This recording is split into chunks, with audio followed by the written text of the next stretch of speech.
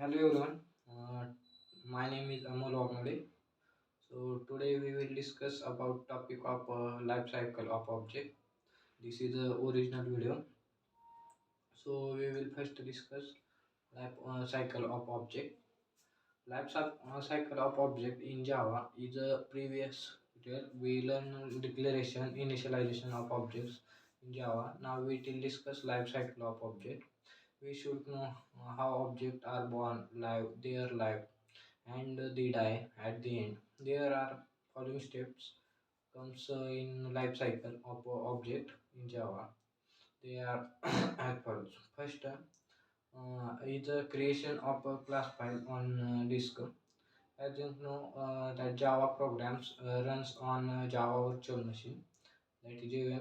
When we compile the Java class, it transforms into bytecode which it performs a machine independent. The compiled classes are stored as a .class file on a disk.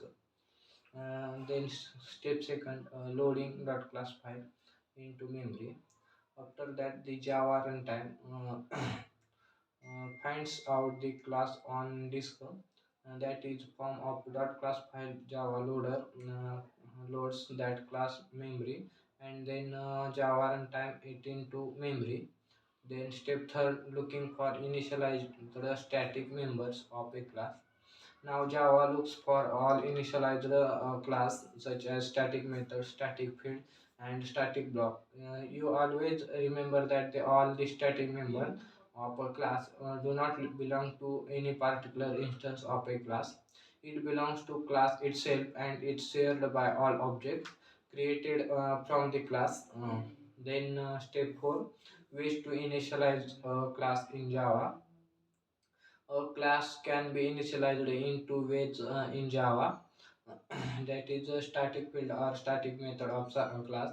For example, when you run main method in a class, the class is initialized because the main method is a static, and second way, instance of a class is created using the new keyword.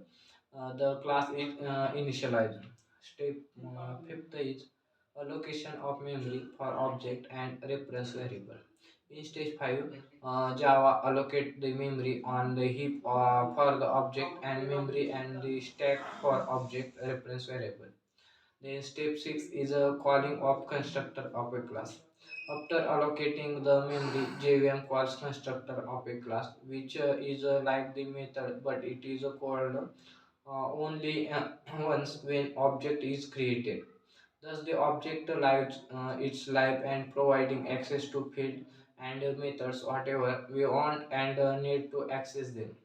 Then step 7 is removing of object and reference variable from memory. When the accessing field and methods are completed, the object and its reference are removed from the memory of JVM. At this time, the object has died. You don't have destroy object yourself.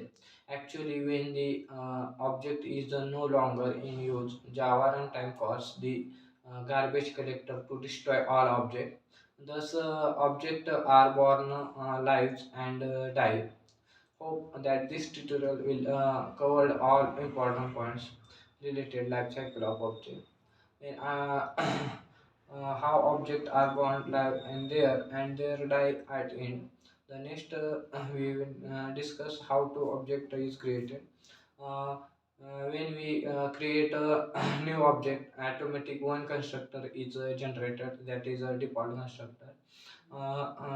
When we use a static keyword, when we use a static keyword in a class, then do not need a create a object, a direct access the class name and methods name. Object is the most important part in to call the method. uh, we need examples of how to create object. We need a inheritance method. The inheritance method, we create object of child class, then call the in child class, call the object of parent class, parent class methods. Then output will be display. when we use uh, we using new keyword create different types of object uh, new keyword using different types of object. New keyword is most important part in creating a new object. So that's all about today's topic. Thank you.